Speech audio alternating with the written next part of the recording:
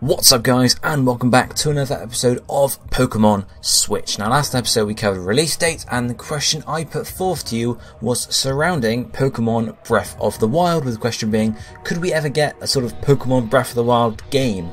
Now that's a very open question, as I mentioned, but we got some good responses, and hopefully it's going to start some good discussion with what I'm going to cover in today's video. So we're going to start off talking about what do I actually mean when I say Pokemon Breath of the Wild, and then we're going to go on and talk about specifics, and I've got some stuff to pull through there. So saying Pokemon Breath of the Wild, well, let's look at Breath of the Wild first and talk about what it was in general. It's an open world game of a series that was previously fairly linear. Previous Zelda games, you started off, you have to go to this temple, then this one, then maybe one of the two, and you go to the other one, you go to this temple, etc, etc, and eventually you fight Ganon, and along the way there are some side quests you can do and stuff. You fight Ganon, that's it, the game finishes and sort of resets, and you get the idea there. Breath of the Wild is a very different game in which you are given almost limitless choice in what to do. Like other open world games like Skyrim, you can start off and you can do what you want. You can go and do this temple, you can go and do this shrine, you can just travel across the whole area given to you, and that's it really. You can do whatever you want. There is not a linear path to the goal. So how would this work in the Pokemon concept? Well, you could shake up the structure of the game a bit, so rather than having to do these gyms in this order, you can do the gyms in whatever order you want. Maybe you let the player go to do the final boss as soon as they want, similar to what Breath of the Wild does, in which you can go to Ganon and just try to get to Ganon and fight him as soon as possible, but of course you won't get there because you have no items, no tools or whatever, so you could do that for Pokemon. Similarly with the Evil Team storyline, you can have that sort of challengeable whenever you want. You don't have to do it at the end of the game or before the Elite Four. You can do it after the Elite Four. You can do it at the start of the game. You could mix up in that sense there. So we want to be discussing how this formula would work with a Pokemon game. Would it be good? Would it be beneficial? Would it make the series new and refreshing? Would it do the opposite basically? So the first thing we're going to look at in regards to this is an interview that was conducted by Game Informer. I think it was in August of this year. It was with Junichi Masuda and Satoshi Tajiri, who were working on Ultra Sun and Ultra Moon at the time, but there were some questions that came up concerning a Pokemon game in this style. So Masuda is asked, I'm curious, since you mentioned Breath of the Wild earlier today, what do you think about that insane level of player freedom and expression that game offers? Do you think a Pokemon game could ever offer that level of player expression? And Masuda responds by saying, I think anything's possible. For us, it always comes back to what the most fun way to experience that type of thing would be. For example, an open world like Zelda, if you were to be exploring that world and catching Pokemon in that space, would that be the best way to enjoy that experience? Or would that be more similar to how Pokemon Go is, where it's merged with the real world? But I also love the type of game like Zelda. They have this really strong setting and the gameplay really matches it. If we could find a way to make that kind of setting work with that gameplay and giving players a fun reason to go out and capture Pokemon, then there's always a possibility. Well, that maybe is something that the fans want, but from my perspective, the Zelda type of game is more suited to having a sword and going out and fighting enemies. Not sure it'd be the best suited for going out and catching Pokemon. The interviewer continues and then asks, you don't think the core gameplay of Pokemon could sustain such a freeform experience? And Masuda comes back with, I don't think it'd work if we just brought over the current gameplay and put it in that world. We'd need to have a good, interesting reason for players to be in that kind of environment, going around and catching Pokemon. And you can definitely see what he means by this. If you really gave them a full open world where you were dropped in, you got your starter, and that was it, very similar to the Breath of the Wild, you were given limitless freedom. You can walk across the region and catch Pokemon as you go. You can challenge all the gyms as you go, like normal. You can go and challenge the Elite Four straight away. You can imagine that's not really the best way to be experiencing Pokemon. Maybe it's for some, having limitless freedom and being able to play the game multiple times and experience different things every time you go through it.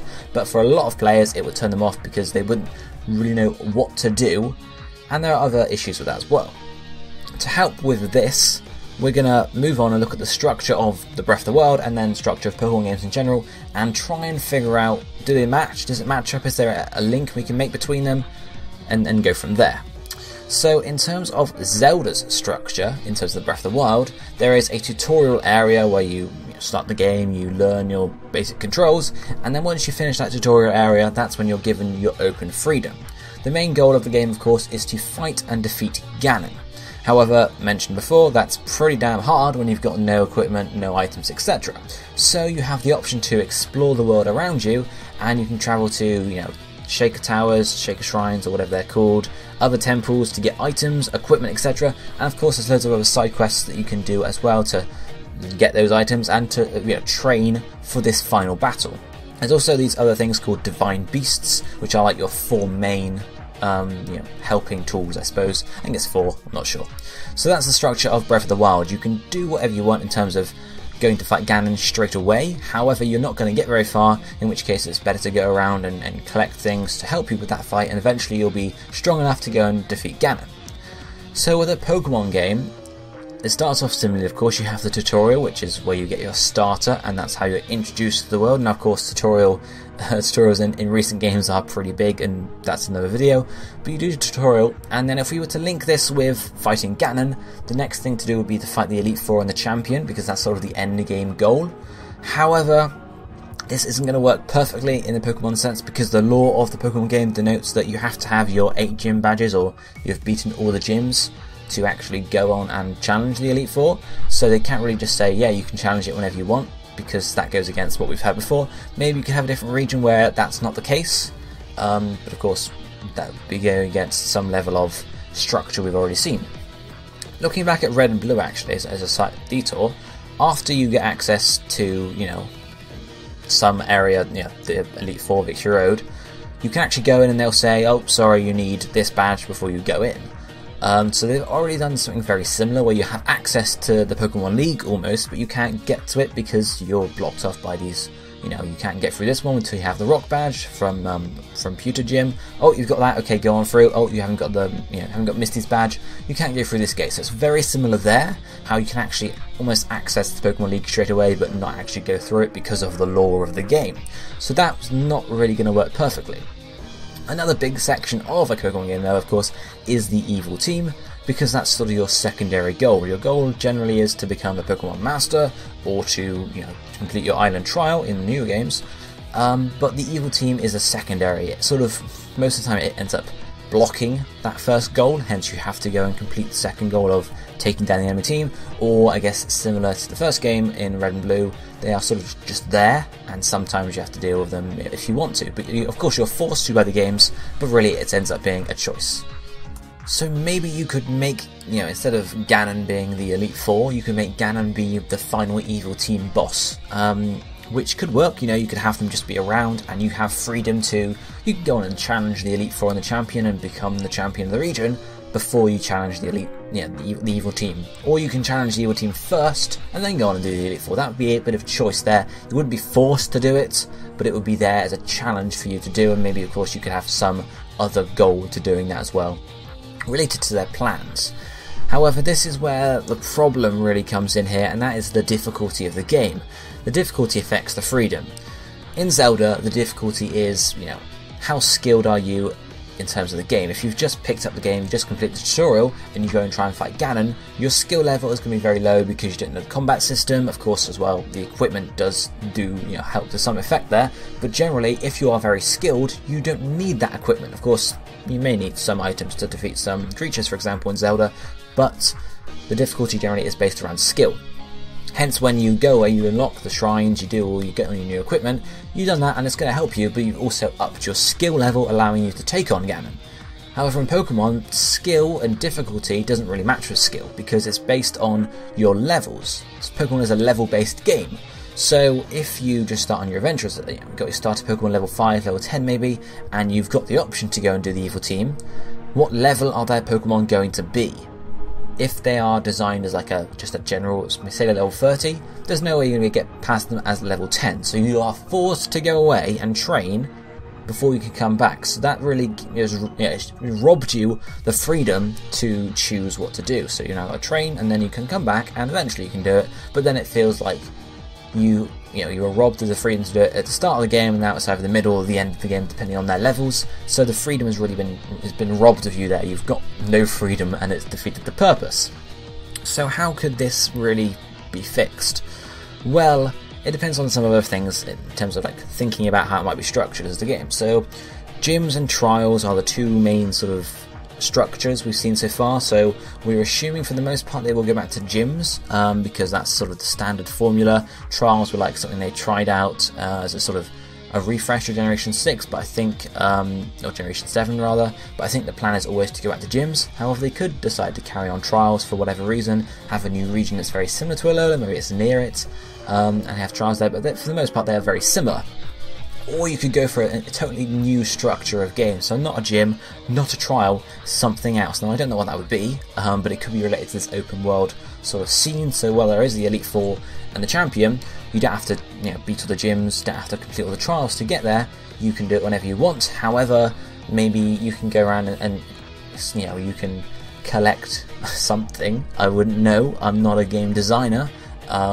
To sort of up your power levels. Now that of course would require a rehash in Pokemon's sort of structure, as Masuda was talking about in his interview. You can't just take the existing game and plonk it in an open world, because that's not going to work. You need some level, some way to power up, maybe new Pokeballs, that's the only thing that makes sense. Or rather than having a level based system, there is some new system in terms of combat that would allow you to power up without literally leveling up.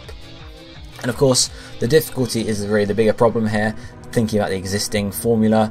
And one possible option is scaling. I'm going to be talking about this in a future video in a lot more depth, because it is a huge topic, but you could have some form of scaling system. So when you start the game, you're level 5, so depending on how many gyms you've defeated or how many trials you've completed, for example, the enemies scale with that. So the trainers are level 20 when you've got 1 or 2 badges, when you get to 4 badges they're like level 30, 40, that sort of thing. And that would help with freedom of choice for a start. If you have 8 gyms and you can choose which one you go to first, regardless of which one you go to, after you do that, everyone's level is upped a bit slightly, which means that of course you aren't going to be robbed, because if you have 8 gyms, one path is at level 10, one's at level 20, 30, 40, etc. So you go down the level 10 path first, and level 20 path is the next choice. So you do go down the level 50 path somehow and win that path. You finish, and then you go down the level 10 path again, and that's really no fun at all. And of course we'll talk more about it in another video. However, the scaling wouldn't really help the problems we have, because if the evil team is challengeable whenever, and you've got scaling implemented to make sure they are challengeable whenever, then you technically, after maybe level 10, level 15, you have the ability to beat the evil team. And that robs a lot of, again, linking back to the difficulty. Zelda is based on skill, Pokemon is based on levels. So if you then have scaling to allow them defeatable at any level, you have removed almost any difficulty from the game. Of course, difficulty is again another big topic we'll cover in another video, but you've removed it by putting them to the same level as you. And you can't have them be a set level, because then you remove the freedom of choice. So really, a Pokemon Breath of the Wild game will not work, as Masuda has told us. You can't take the existing game structure, put it in an open world and expect it to work. There would have to be some serious redevelopment of the game franchise itself. Now, scaling and choice and freedom of choice and open world is another video for another time, or several videos for another time, and how they can actually go ahead and do that. There are ways you could see in the future, but an open world like Breath of the Wild, where you have Ganon or the Elite Four or the evil team challengeable whenever you want, will not work without a serious rehash of the Pokemon game structure. So that's really where I've gotten to with this topic here. Of course, if you guys have any different opinions, whether you think it would work and have a solution for how it might work, do let me know down below in the comment section, because I'm all out of ideas for that. So if you guys have any, I'd be interested to hear. But of course, we have the topic for next video, next episode, whatever you want to refer to it as, to go over, and it's sort of similar to this one, so it's something I want to talk about straight after this video, and that topic is going to be game structure. So the question going alongside it is, how has the structure of the game changed over time? So the main series Pokemon games, how have they changed over time? Now, of course, the structure you could very easily see as 8 gyms, Elite Four champion, boom, that's it. Of course, we had a big structure change for Generation 7 with the trials instead, but there's a bit more in-depth to that, how are the gyms laid out in the region? Can you challenge the gyms in whatever order you want? Is there any choice along the way? Is there sort of any differences in terms of the structure of the games, looking at Black and White maybe, where you don't battle, you don't defeat the champion on your first run through and you have to do a bit more to get to it. That's the sort of thing I'm talking about here, guys. So if you guys have any opinions or ideas on how the structure has changed over time, do you think it's gotten easier, harder, less freedom of choice, more freedom of choice? Do let me know down below in the comment section, and of course we'll talk about that in the next video. But for now, this is going to be it for today, so I hope you enjoyed the video. I shall see you next time. Goodbye, my friends.